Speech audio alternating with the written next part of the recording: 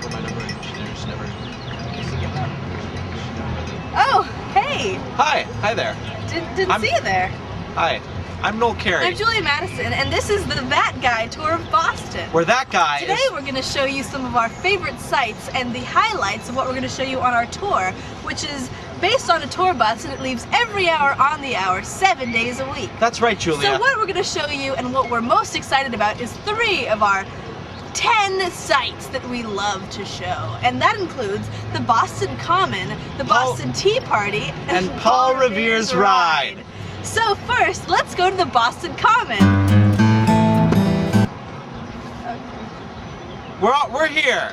Oh, We're already here at the here we at are. the Boston Common. I forgot. Yay! We're already here at the Boston Common. The history of the United States of America, dating back to 1634. That's right. And it has been used for many things in this world, such as cow pastures. And up until 1817, it was used for hangings.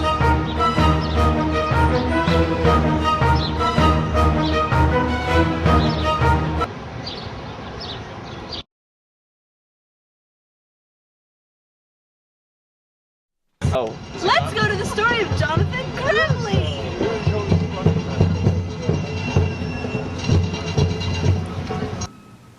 Jonathan Gremley was born in 1702. A bastard child and abandoned... I'm okay. He was left on the docks by his mother to die. Now, at this time, the Boston Common was still used primarily for hangings. One day, Gremley witnessed his first hanging, and having believed since he was left on the dock to die that no life should go to waste, he protested them immediately.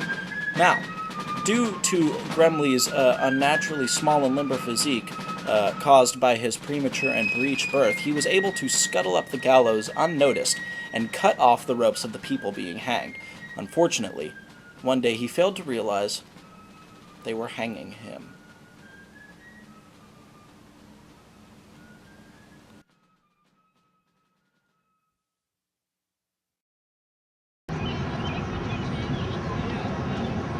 Oh, hey! Hi, Julia. What are you doing? Just thinking about Jonathan Gremley. What a tragic tale. Too true. No sense in wasting time, though. We have to move on with our That Guy tour, which everyone is so eager to see. Hey, Julia. Come to think of it, I'm pretty thirsty. How about some tea? The Boston Tea Party. Here we are at the amazing site of the Boston Tea Party. Julia, this is the USS Constitution. No, Boston Tea Party. It wasn't caught in a fire and we didn't have to, we couldn't say anything. No, it says USS Constitution right there. The Boston Tea Party is full of many interesting facts and amazing history. It was in 1773, and what we're going to tell you is an amazing tale about the man who loved his tea. This is nuts. I'm gonna go catch a tour. The Boston Tea Party can be described as a rebellion against the British taxes and tariffs placed on American tea. But it can also be described as the story of one man, Bartholomew Woolley, who loved his tea too much. Bartholomew unfortunately had an extremely weak resistance to some of the aphrodisiacs found in tea. Because of this, he lived alone, hidden away from society on his own ship surrounded by his tea. Now, when the American colonists decided to take action in 1773, they attacked many trade ships found in the Boston harbor.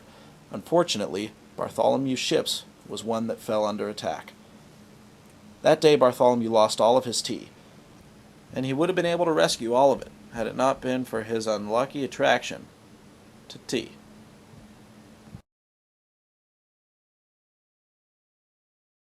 Well, that was another incredible story on the That Guy tour of Boston. I never knew a man could love tea that much. That's right, Julia. Now, where we're gonna go next is my favorite stop on the entire tour. Let's go!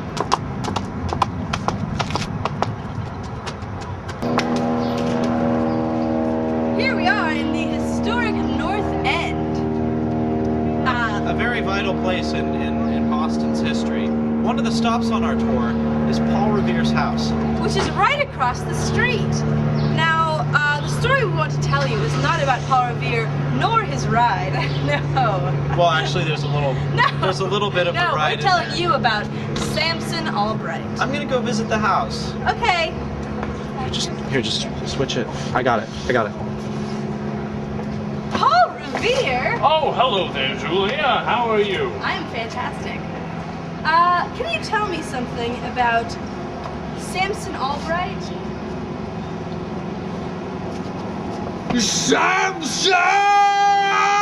Samson Albright and Paul Revere had known each other since childhood, Paul Revere being born on December 22nd of 1734, and Samson Albright being born shortly thereafter on February 2nd in 1735. Now, Paul Revere, when he was young, got the honor of ringing the bell in the Old North Church Tower when he was just a boy, and Samson Albright was forever jealous of him. After their childhood, they had split apart, and Paul Revere didn't recognize Samson. But Samson sure recognized him. He kept his personal vendetta against Paul and waited for the perfect time to take his revenge on Paul Revere. The night of Paul Revere's infamous ride, Samson Albright was waiting behind a tree outside of his house.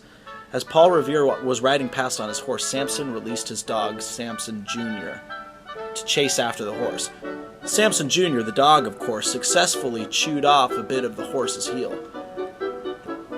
Now, any old historian would have you believe that Paul Revere's horse was confiscated when he was detained by British troops in Lincoln on his way to Concord, but in fact that didn't happen at all. Unfortunately, Paul Revere's horse could not finish the ride, and more than 1/3 of the ride was done on foot. Now, Samson Albright had almost an immediate change of heart, thinking that he had successfully sabotaged Paul Revere's ride. Living in Lexington, in a desperate plea to end his life, Samson Albright threw himself onto the battlegrounds at Lexington Green. And although no one still knows who fired the first shot at the Battle of Lexington and Concord, we sure know who died. Samson Albright. Well, that concludes our That Guy tour of Boston, and I want to thank you all for joining us. If you'd like to see more information and more incredible That Guy stories, you That should certainly wasn't. Join us. I'm late. You're late. Just tell them when they can join You were us. supposed to tap me. Every hour on the hour, 7 days a week, we meet at the Boston Common, and we will take you on the tour of That Guy. As for this video, I've been Noel Carey. Julia Madison.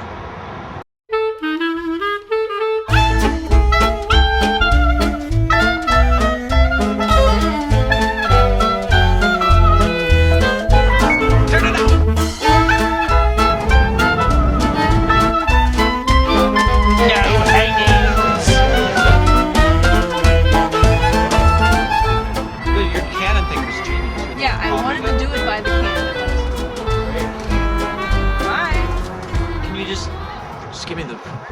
What the